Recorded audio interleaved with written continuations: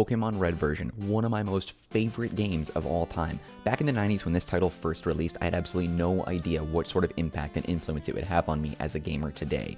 And definitely Pokémon Red shaped how I play games and how I approach catching Pokémon with all the titles that have released since then. But there was something magical and something very unique and special about going through Kanto for the very first time with your first Pokémon, taking down all the gym leaders, going to the Elite Four, and taking down our rival and ultimately becoming the best Pokemon trainer that we could. And while things have definitely changed over the years with Pokemon and the battle mechanics have gotten a little bit more unique and complex, there was just something so magnificent about going back and revisiting an old classic, and that's what I wanted to do. The nostalgia factor for Pokemon Red is something that I really wanted to do for a long time now, and so we're going to go ahead and do it. Now, while I don't plan on catching every single Pokemon that's available in Pokemon Red, because you can't, not all 151 were available, I do definitely plan on catching some of my favorites, and even catching Mew. That's right, Mew, Pokemon 151, one of the most amazing Pokemon ever, and probably a huge fan favorite, was legitimately available in the game without using like a Game Shark or some sort of outside technique. And I say that because you kind of have to trick the game if you want to catch Mew, but we'll worry about that later. We can't do it right now because it's something that we have to do down the road. But, you know, we'll take down our rival, we'll take down as many Pokemon trainers as we can, we'll collect some of our favorite Pokemon, go through evolution, etc., and I'll kind of cut out all the junky, grindy bits, leveling up and whatnot. But I definitely wanted to go through and just kind of experience with you what it was like to go through Kanto for the first time. Now, that being said, I don't plan on having my camera overlay on here the entire playthrough, just so we can focus more on the game, but I'll provide commentary along the way as well. You'll notice with the overlay that I have is I'm using a Game Boy Color lime green, which is really important to me as well, because that was probably the handheld console that I played the most. Had the original fat gray Game Boy, if you guys remember or ever seen one of those, and then after that was the forest green Game Boy Pocket. But the Game Boy Color really changed the game because it was the first handheld Game Boy device that actually offered a color screen. And so from there, the rest is history. But I wanted to play some of these titles that were for the original Game Boy and the Game Boy Color on a lime green Game Boy, since that was the one that I had with me for the longest. So as you can see, we've just picked Red as our trainer name, and then we're going to go ahead and pick Blue as our rival's name because they weren't Ash and Gary in the originals, even though those titles do show up here. That was more of an anime thing. But in any case, let's go ahead and focus on the game, and I'll pop in every now and again with some facial commentary, and let's get started. Okay, so we have Gary, but we're going to go ahead and just call him Blue. That seems to be the primary name that we're going to choose for our rival throughout our playthrough of Pokémon Red. The hardest part here is to kind of decide exactly what Pokemon that we want to start with. Now, Pokemon Red kind of had a Charizard theme going for it, and, you know, Blue had its Blastoise, and Green, which was the title that was released in Japan at the same time that we got, or earlier, before we got Pokemon Blue. So, I mean, I think, actually, if I remember correctly, Pokemon Green and Red came out in Japan back in 1996, I think, and then we got Red and Blue in 1998 here in North America, and then Pokemon Blue became a version that was like a special collector's edition available in Japan way later on down the road. But, you know, wasn't she supposed to give us something? Okay, you know what? No. I think, let's go over here. We're going to go up to the grass, and I think we're going to get stopped. Yeah, Professor Oak, our first introduction to Professor Oak in-game, disregarding that kind of intro display where he kind of talks about the wonderful world of Pokemon that we've become accustomed to throughout every title. It's unsafe. Wild Pokemon live in tall grass. You need your own Pokemon for your protection. Here, come with me. Man, the classic music, the classic titles, you know what? If you guys ever played this title, then you remember even the Missing No glitch. I really can't wait to jump into that. Blue, Gramps, I'm fed up with waiting. Of course you are. Blue, let me think. Oh, that's right. I told you to come. Just wait. Ugh. Here, Red, there are 3 Pokemon.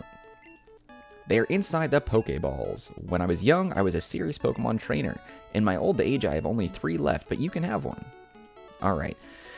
Let's take a look. So we've got Bulbasaur, Squirtle, and Charmander. Let's think about this for a second. So Bulbasaur, being a grass type, is going to be super effective against the first 2 gym leaders, but after that, he kind of becomes useless. So going against Brock and Pewter, the rock type, grass will definitely be a strong impact there, but...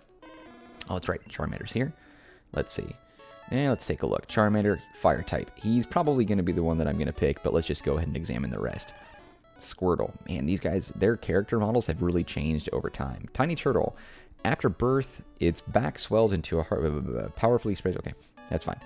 Alright, so Squirtle, let's see. Squirtle would do well against the first gym leader, Pewter, against Brock in the Rock type, and then the Cascade Badge against Misty in the Water type really wouldn't do much either, but we can catch Pikachu in the forest up ahead, so we're going to definitely grab one of those.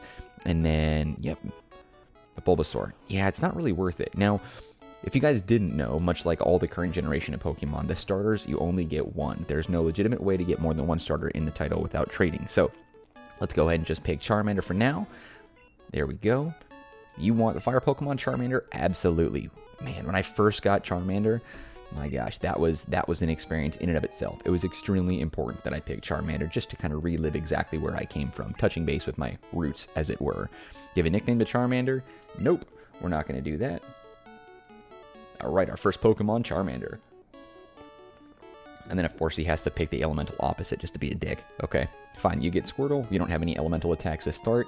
Hopefully Charmander can scratch through and take you down. Alright, let's go ahead and head on down. And our first locked-in battle with our rival Blue. Alright, let's do it. Now, while effort values in, individual values didn't really play a heavy factor in the original titles of the game, it's more about just attack, attack, attack, and then use defense when you can. Ultimately, being on the offensive is how you're going to get through a Pokemon game in the original franchise. So pretty much just going to scratch a whole bunch of times. That's really all that we got to do. Yep, I always got excited when the enemy trainers used like defensive moves like that, or to bring down like attacks or speed or something like that. And that just gives me the opportunity to do more damage and take him down.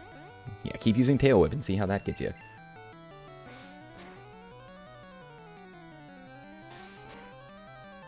Oh, of course it does way more damage. He's almost caught up to me in damage. Come on, Charmander, do something. He's weakening my attack as much as possible. Oh no, it's just defense, that's why. Okay. Sorry, I'm just focusing on one specific task, and that is taking down Squirtle with everything that I got. Yikes. He's catching up pretty quickly. Alright, there we go. Yep, defense has been loaded as much as possible. There we go. Level 6. I think we learn Ember in the next couple levels, somewhere between, what, level 7 and level 9, I think? And then Charmander should evolve into Charmeleon at level 16.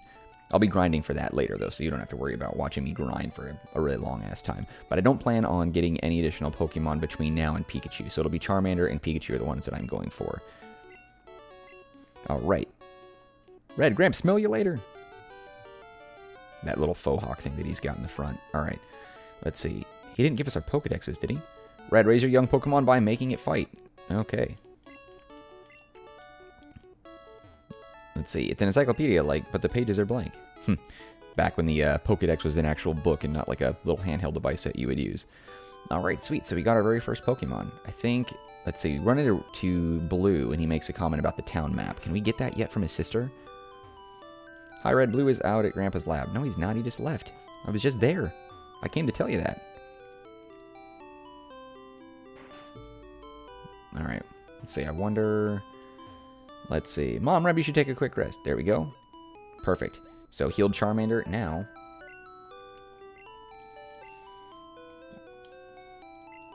No. Ah, damn it. I hit the wrong button again. No!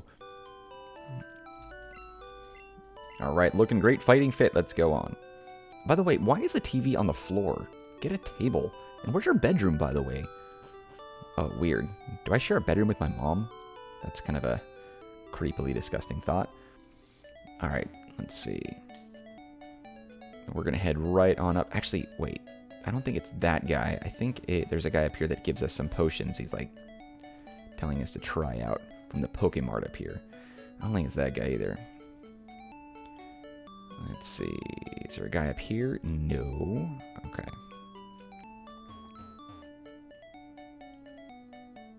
Let's see. Where are you at, guy?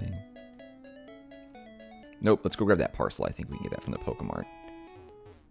It's a Pokemon Center. There we go. In later games, the Pokemon Center and the Pokemon Mart, or the Pokemart rather, were one specific location. In earlier titles, they were split and divided up into two. One was orange and one was blue. Blue being the Mart, and orange being the place where you go to heal all your Pokemon. Yep, alright, there we go. And we can jump over all those ledges, heading back down to Pallet. Maybe, I thought there was a guy that wore glasses that gave us a potion, but maybe I'm wrong. Maybe it was one of those kind of bowl cut looking bros that's just sitting here in the grass. I don't think it's this guy, though. I think it's the one on the left that should be right down here. Yep, I think it's that guy. Alright, let's go talk to him. How have I not ran into different Pokemon right now? I work at a Pokemon Mart. It's a convenient shop, so please visit us in Viridian City. Hey, okay, just gave me one. I thought he gave us more potions, but maybe we just started out with a few more potions. I literally went through the grass and have not ran through a single wild Pokemon. That's insane. Alright. Giving them parcel, and should give us a Pokedex, and then Blue is going to be a dick and say that he's not going to allow us to have a map from his sister, but we've been tapping that on the side, so we're just going to go up there and be like, yo, what's up? What's up, Blue sis? You want to give me a map? And she's going to be like, yeah, for sure, for sure, for sure. The parcel. I remember as a kid, I had absolutely no idea what parcel meant, but now in my older, wiser age, I have an idea as to what it means. It means package. So like when FedEx and the UPS show up at your door, it's a parcel they're delivering. On the desk there is my invention, the Pokedex. You mean an empty book? It's just a notepad, bro. It automatically records data on Pokemon you've seen or caught. It's a high-tech encyclopedia. Hey. To make a complete guide on all the Pokemon in the world. That was my dream. Not really. I mean, Kanto's kind of a very small, I don't know, what is it? Continent? Country? I don't even know. Providence? Whatever it is.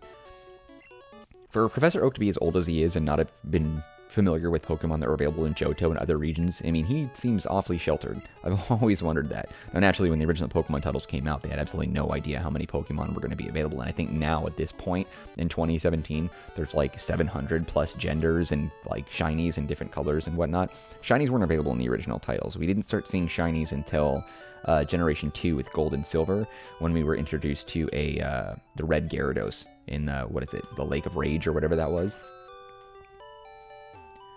Grandpa asked you to run an errand here. This will help. Also, where are your parents and where are your bedrooms? I just always assumed there was a door that was like horizontal on the side here, or vertical maybe rather, and that you couldn't enter it. Very, very small houses. Alright, so next up we're going to go ahead and just kind of grind a little bit and just see if we can level up.